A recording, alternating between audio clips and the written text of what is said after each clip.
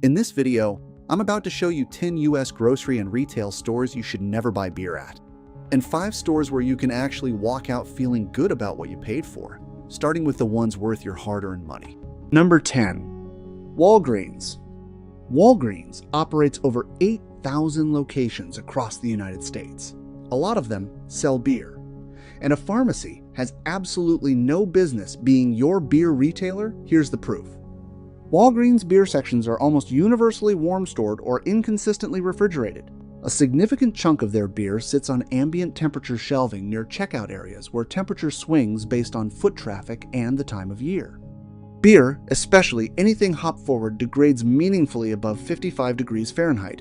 Walgreens routinely stores beer far warmer than that, for weeks at a time. The beer looks fine. It is not fine. And their pricing is convenience markup. You are paying more per unit here than at any proper grocery competitor for a product that's been slowly cooked on a shelf. Hard pass. Number 9. Dollar General. Dollar General runs over 19,000 stores across the US. More locations than almost any retailer in the country. A lot of them sell beer, and almost none of them have the infrastructure to do it properly. Their cooler sections where they exist are underpowered and inconsistently maintained. A 2021 retail temperature compliance study found significant variance in cooler performance at small format discount stores, with temperature spikes during high traffic hours and delivery restocking. Their stock rotation for beer is notoriously poor. Cans and bottles sit far beyond optimal freshness, with no visible dating for consumers. You have no idea how old what you're buying is. That is not a deal. That is a gamble. Number 8. Family Dollar. Family Dollar is Dollar General with even fewer reasons to buy beer there. Their beer sections in locations that carry alcohol rely on standalone coolers not designed for consistent long-term refrigeration. Their product mix is almost entirely cheap commercial beer, often mishandled at some point in the supply chain. Here is a specific fact worth knowing. In 2023, Family Dollar's parent company Dollar Tree faced a major FDA regulatory action involving a distribution facility in Arkansas serving over 400 stores, cited for serious compliance failures, including temperature control issues, affecting consumable products. If their supply chain management is that broken for everything else in the store, what exactly do you think is happening with the beer? This is not a store built for anything you plan to consume and actually enjoy. Number 7. Rite Aid. Rite Aid filed for Chapter 11 bankruptcy in October 2023. That single fact should tell you most of what you need to know about buying beer from them right now. When a company is in bankruptcy proceedings, inventory management, cooler maintenance, and restocking schedules are the first things that deteriorate because they cost money a struggling company doesn't have. The beer sitting in a Rite Aid cooler today may have been ordered on an irregular schedule, stored in equipment that hasn't been properly serviced, and sitting on that shelf far longer than it should be. You have no way of knowing. Their pricing is pharmaceutical retail markup higher per unit than any grocery competitor. There is no reason to buy beer at a bankrupt pharmacy. None. Number 6. 7-Eleven. 7-Eleven has over 13,000 US locations and is one of the worst places you can buy beer, and I will explain exactly why. Their coolers are designed for rapid single can and single bottle turnover, not proper long-term beer storage. At a busy 7-Eleven location, those cooler doors open dozens of times per hour during peak traffic. Studies on convenience store, cooler performance, show door cycling raises internal temperatures 5 to 10 degrees Fahrenheit repeatedly during peak hours, constantly stressing the product. Their 7 select private label beer line sources from contract brewers with zero transparency on ingredients or freshness dating, and their pricing is pure location convenience markup. You are paying extra specifically because of where that store is sitting, not because of what is inside the can. That is not a trade worth making. Number 5. Circle K. Circle K operates over 9,000 locations across the United States. Gas station beer is its own category of bad, and Circle K is a prime example of why. Their beer cooler maintenance has been flagged in state health and retail compliance inspections across multiple markets for temperature inconsistencies. Their inventory rotation, particularly at lower volume locations, has no enforced first-in, first-out protocol. Beer sits until it sells. Circle K is optimized for fuel sales and snack programs. Beer is an afterthought, managed at the lowest possible cost. The beer you grab here on the way home has been an afterthought in every single operational decision made about that store. That shows up in what you're drinking. Don't make somebody else's afterthought your Friday night. Number 4. Big Lots. Big Lots surprises people on this list, but it shouldn't. Their entire business model is buying closeout inventory, discontinued lines, and near-expiration goods at steep discounts and reselling them. Think about what that means for beer. Big Lots is often selling product that is approaching its best buy date, has been discontinued by the brewer, or has been sitting in a distributor warehouse for an extended period before Big Lots acquired it. That discount on the tag? It is telling you something. Big Lots operates around 1,400 stores across 48 states, and their alcohol inventory where license arrives when closeout deals become available, not on a fresh stock schedule. Buying beer from a closeout retailer is a bad idea on its face. The savings are not worth what you are actually getting. Number 3. CVS Pharmacy. CVS is the largest pharmacy chain in the US. By location count, over 9,000 stores nationwide. They sell beer, and their setup is almost perfectly designed to ruin it. CVS beer sections are almost entirely ambient temperature in most locations, non-refrigerated displays sitting under fluorescent store lighting. Warm storage accelerates oxidation. Fluorescent light exposure accelerates light-struck reactions in clear and green glass bottles. That is exactly where the skunky, metallic off flavor comes from that you've probably tasted before without knowing why. CVS pricing is pharmaceutical retail markup applied to beer. You pay more here per unit than at any grocery competitor for a product that's been slowly degrading under bright lights on a warm shelf. The problem at CVS isn't even negligence, they just have zero infrastructure built for beer. And that is reason enough to walk away. Number 2. Walmart. Walmart on this list needs explanation because it's not black and white, and I want to be straight with you. Their pricing on major commercial brands is competitive. Their supercenter refrigeration sections are reasonable. But here is the problem. Walmart's beer buying is centralized at corporate with almost no regional flexibility. What sits on your local shelf is determined by national contracts, not by what's fresh or good in your area. In 2022, Walmart's beer section shrank at over 3,000 locations as part of an inventory strategy that removed hundreds of craft and regional options. They cut the good stuff to simplify their supply chain.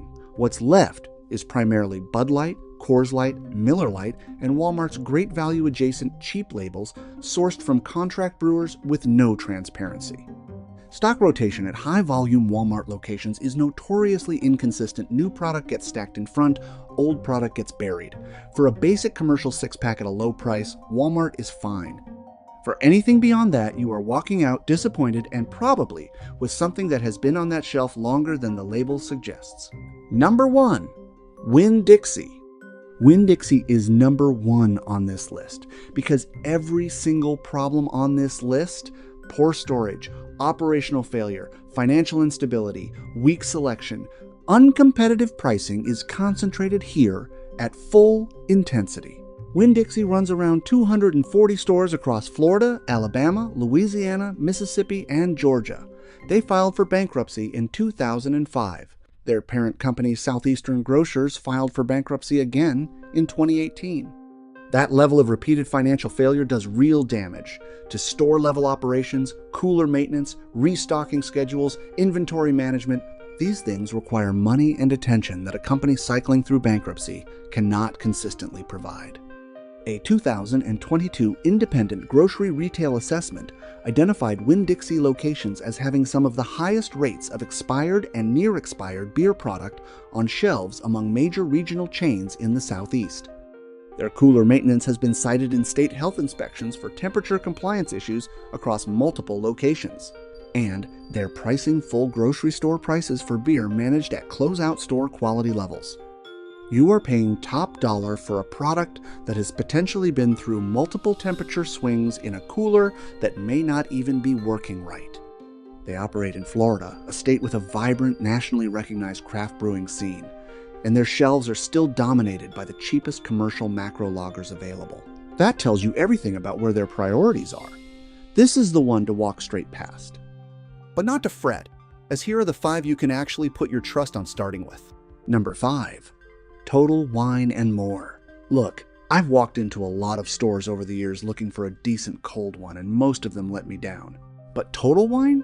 This one actually earned my respect, and I don't say that lightly.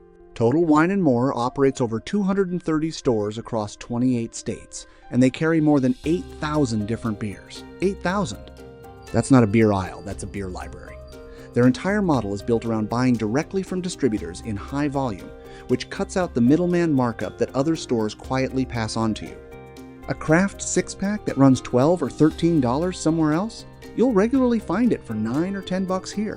Their refrigerated storage is legitimate, 2 dedicated cold sections that keep IPAs and craft ales at the right temperature so the hops don't die before you even get home. I've bought fresh IPAs at other stores that tasted like wet cardboard because they'd been sitting in a warm stockroom for weeks. That is not happening here. For variety, fair pricing, and a store that actually respects what it's selling, Total Wine earns this spot every time. Number 4. Wegmans. If you've never been to a Wegmans, I genuinely feel bad for you, and I mean that. This regional chain runs around 110 stores in the Northeast and Mid-Atlantic, and they've quietly built one of the best beer programs of any grocery retailer in the country. They stock craft beers from over 350 breweries, and here's what actually sets them apart.